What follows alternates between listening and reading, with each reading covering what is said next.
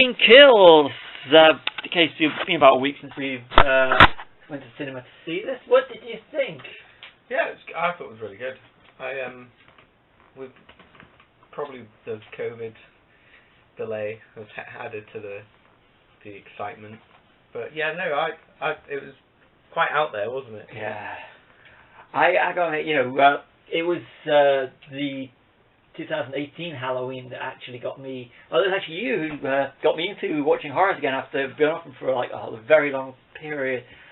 So expectations were high for Halloween Kills, especially like you said, COVID putting it back a year. Yeah. So I gotta admit, I was on the edge of my seat from start to finish. It was quite gory, wasn't it? Yeah. It was a lot gorier than the first one. I didn't realise till we sort of walked out. That's the first 18 film I've seen in a long time. A long time. Wasn't 2000 the original 2018, 15, wasn't it? Yeah, I'm trying to think. For us, it's hard to. No, they're not really. But what got me about it is you say about the gore in the film, but it was practical. Yeah, it was. I couldn't even. I mean, there's maybe a few things augmented with CG, but I couldn't pick them up. I'll tell you the one. There's. I was supposed to say we're going to spoiler territory here. Yeah. The scene where Laurie's getting operated on, and it's so obvious how they did it. Yeah. But I've got this thing about operating in doctors, and it is so obvious how they did the scene because it's all practical. But it still had me put my glasses on the edge of my head because I just don't like that kind of thing. So, and I thought the fact that you know when you know how something's done, and it still gets you. Yeah. Bingo. Oh yeah, I did notice in the Little John and Big John scene as well, where the eye gouge, you kind of like, oh my god. But Big John, Little John, secondary characters, and this is the thing that I thought was absolutely superb about the movie. Is that instead of like going straight into the gore and straight into the Michael Douglas' back, it was, we're just going to develop the characters. We are going to take time to develop the characters. Yeah. So these characters who you don't know before the movie, when they come in, and you just don't want them to be off. No, you actually feel sorry for them, don't you? Like, yeah. And it was I think the only thing that not annoyed me, but like I think the only negative maybe I can take from it was I loved the amount of like original people that from the first one that were in it, like Kyle Richards playing Lindsay again, and I can't remember the nurse's name, Marilyn something. That's her name in it. Yeah. Nancy Stevens. That's it. Yeah. She's the nurse from the very first one when Michael escapes.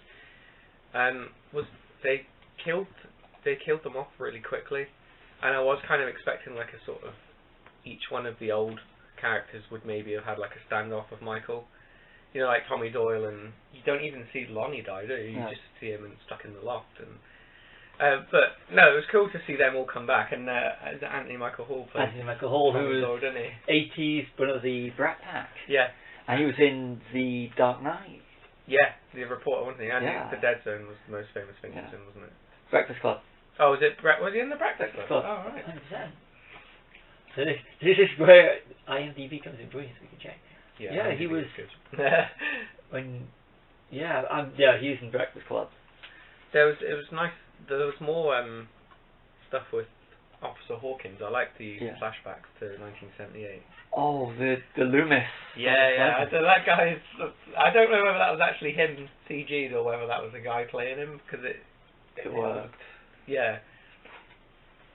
It did. So I mean, the whole setup and everything was superb. You don't know who's going to live, who's going to. Yeah. And I thought that was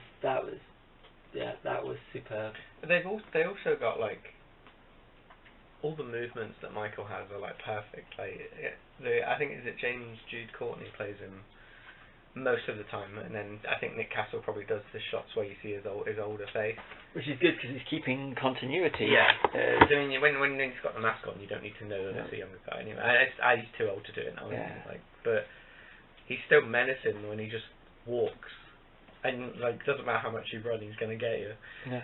And I think it was there only one of the original, like the original lot was Lindsay survived, didn't she? Yeah, she's the only one yeah, that's actually you actually see, but apart from Jamie Lee Curtis. Yeah. Well, Will Patton's now sort of retconned as an original cast member, isn't he? But and I like his arc and how, you know... Yeah, it was good, because it's like through his eyes, isn't it? Instead of just always through Laurie. I've seen online that was one of the complaints, that it was like about him, and I was thinking, well, why is that bad? Yeah. We know what Laurie's story is. Like, we've had it retconned before. Like, that's how well we knew it. And we now know how Michael ended up back in an institution. Yeah. And it's...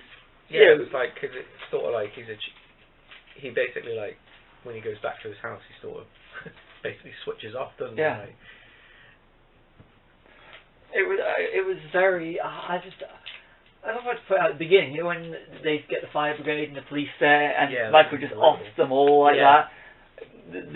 Which goes back to the whole 80s thing with the character going after no names and nobody cares about, which is, you could argue that that's a little homage to the 80s, because if you look at, I mean, this is the whole Friday the 13th thing, that it took Halloween and took the heart out of it. It just gave these generic characters just to be off.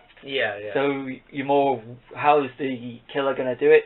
But then you go straight back into storytelling mode, which is, I'm sorry, but I've got to say, the writers literally studied the heart of Halloween and what made Halloween work, rather than just going the ticking boxes. You need to do this, you need to do that, you need to, and I thought that was, which is what Rob Zombie did with the remake. Like, some of it's quite original, like seeing Michael as a kid and stuff, but it just sort of explains too much, and it's something I hope they don't do in Halloween Ends. I hope there's no like big explanation for why he's seemingly supernaturally able to survive everything. That's what they do brilliantly in Blade Runner 2049, is you don't know if Deckard's a replicant. You don't want it explained. And Gas as well. They actually open the door to that one. And I think that if they do explain how he can do it, it goes into the whole modern thing that everybody wants to know.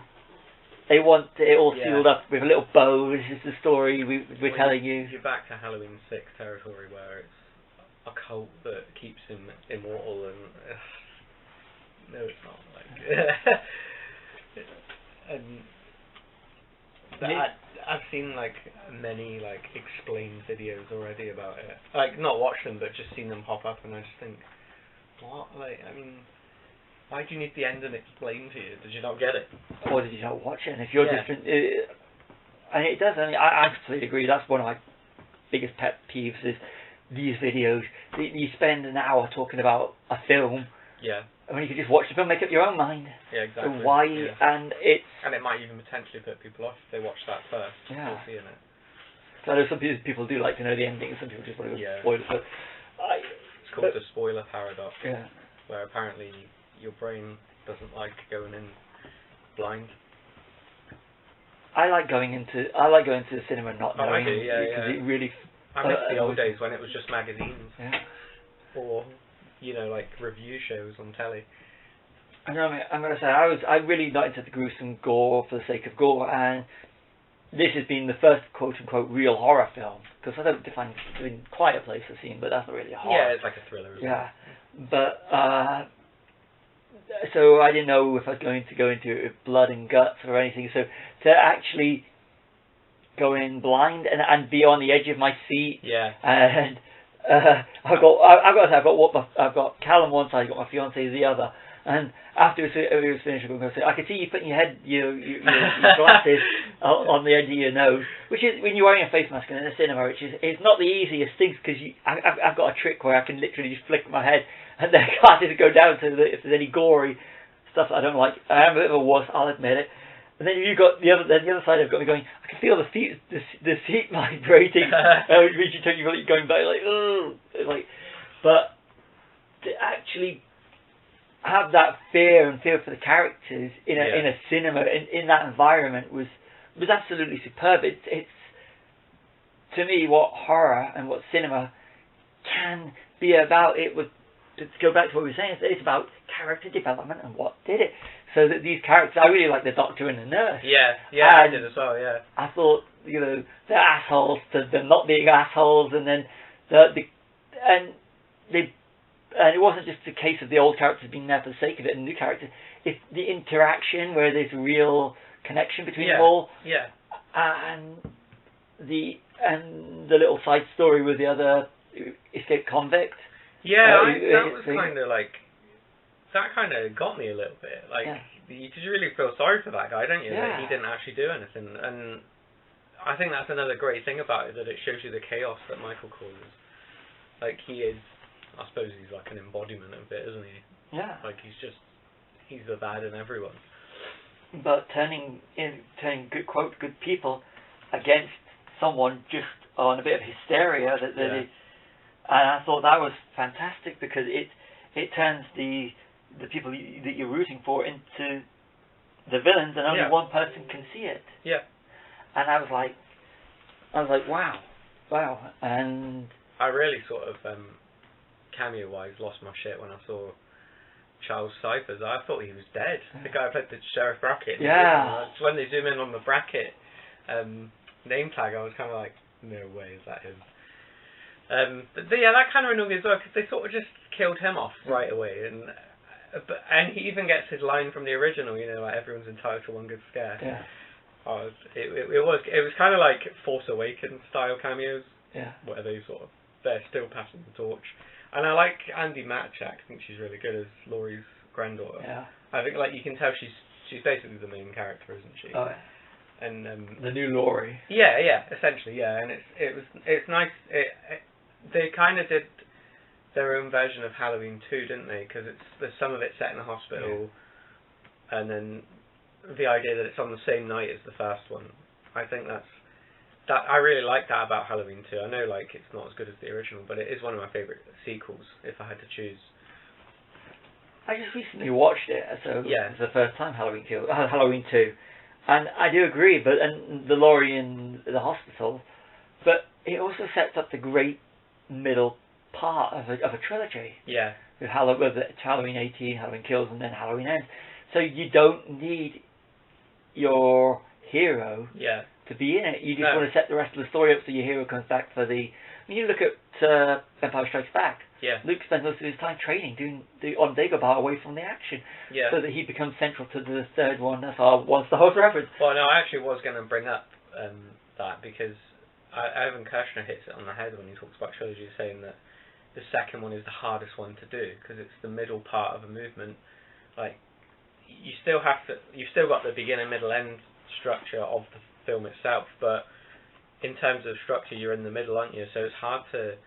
You can't have a satisfying ending, but you also can't just sort of have a whimper. It has to set up the next one and be its own. So middle ones are always hard to do, I think. Well, when it's done right, it's done right. It is, yeah. And the box office receipts are already piling in, and I've got to say as well, Jamie Lee Curtis is the queen of promotion. I love her. She is. Do you know, there was a massive Jamie Lee Curtis moment when she knees that guy in the nuts that tries to hit her. I nearly lost my shit at that bit. I just thought, no one fucking hits Jamie Lee Curtis, do they? She is. Fucking, oh. She's from my generation, and you know, up in Knives Out. She did Knives Out. She actually, anyone connected with Knives Out to me is if you want to get me into a cinema and it's got someone from Knives Out in it, it's like even though you look at what she's done. I mean, Trading Place, True Lies. Yeah, True Lies classic. True Lies for a particular scene.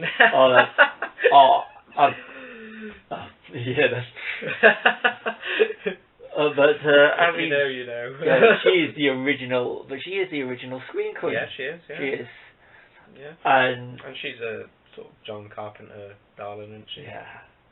Look at her heritage. I saw pictures of her from the premiere They did a fancy dress one, and she dressed as her mother from Psycho. Wow, yeah, Marion. Yeah, Marion Crane. I was like, that is the coolest costume, because it's like dressed as Marion Crane with the shower curtain over her arm, and I was like, Jamie Lee Curtis knows how to do it. Yeah, she's like, I think like Carrie, she's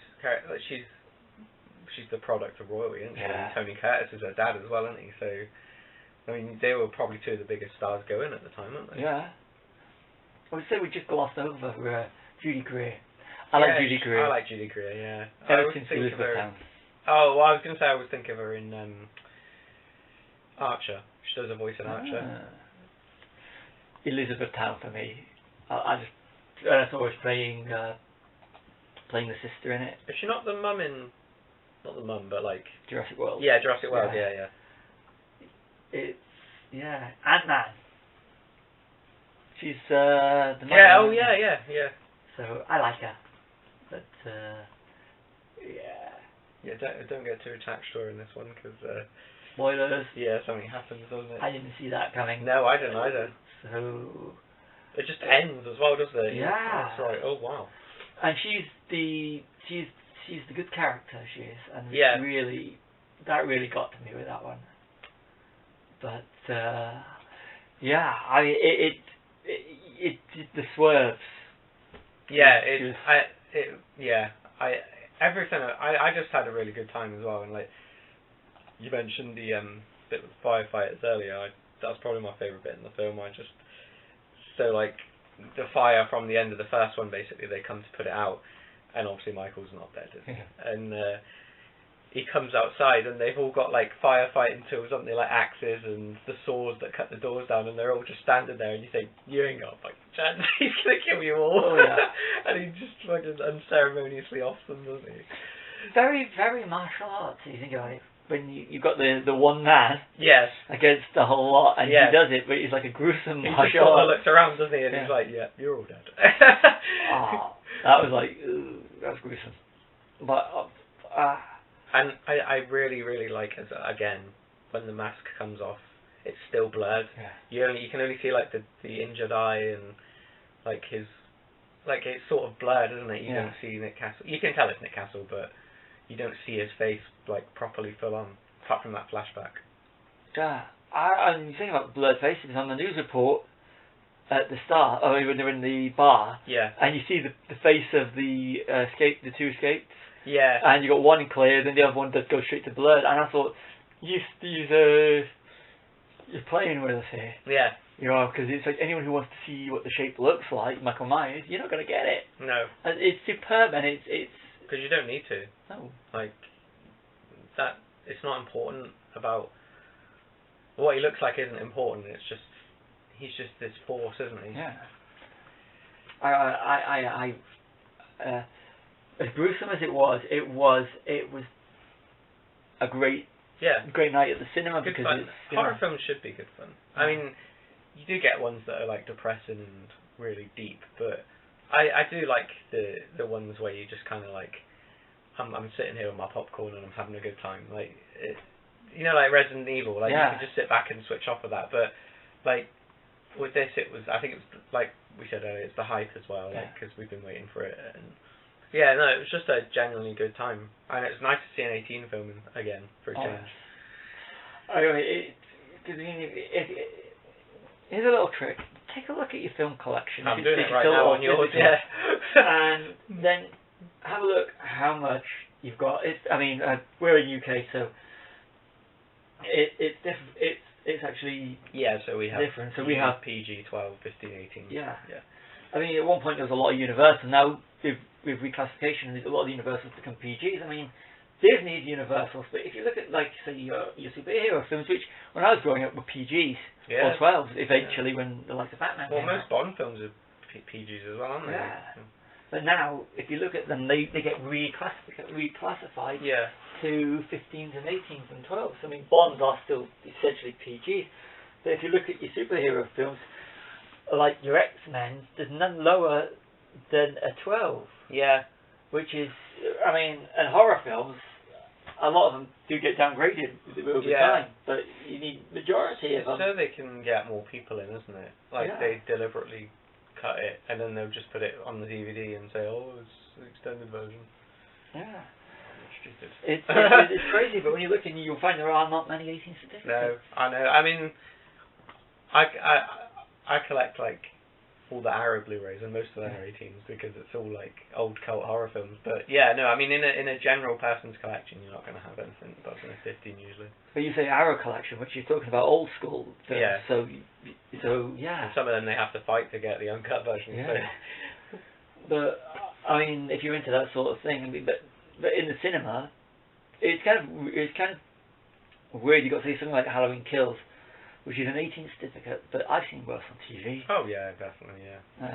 So it's like it's not constant though in that though. It's like now and again you'll get someone killed, won't you? Whereas you know you watch something like Saw, and it's just nasty stuff. Like it's just there for being gory. Do you know like there was like a torture porn phase they called it after Hostel, where we all wanted like just gore and that was it.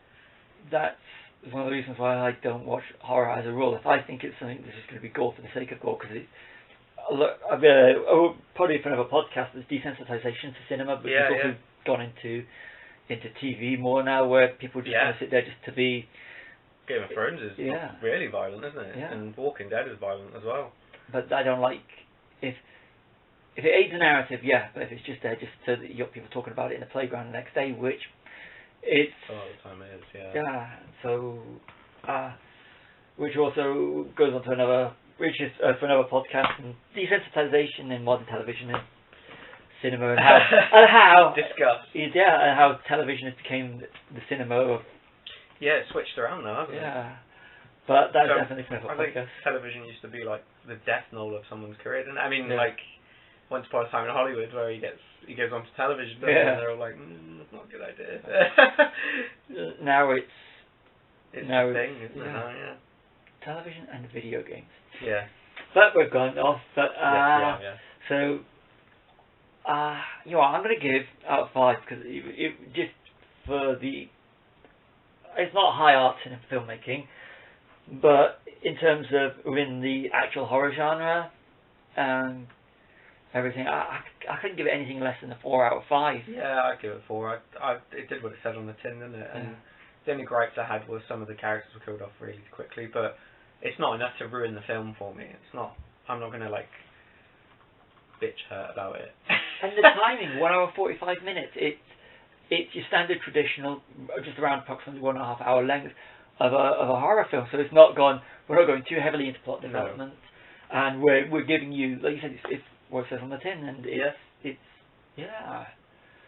So Halloween Kills probably not going to be still in cinemas for much longer, because I know they'll be streaming soon and probably everything. So I know in America it's running on Peacock simultaneously as it is in cinemas, which I'm glad we got the cinema experience with it. Yeah, it was. Yeah, I mean, when we saw the posters at our local cinema, we were kind of like, yay! Well, it's one of the ones that you don't think that it's a film that you can vary because of the budget. Which I'm glad that it was thought to get a bit of cinema release, especially in the UK, where essentially it's just superhero movies at the moment. I'm saying it. Well, it is though, isn't it? It is, because that was released the same day as Venom, Let There Be Carnage. Yeah. So, this has been our review and a little analysis of Halloween Kills. I'm Stevie. I'm Callum.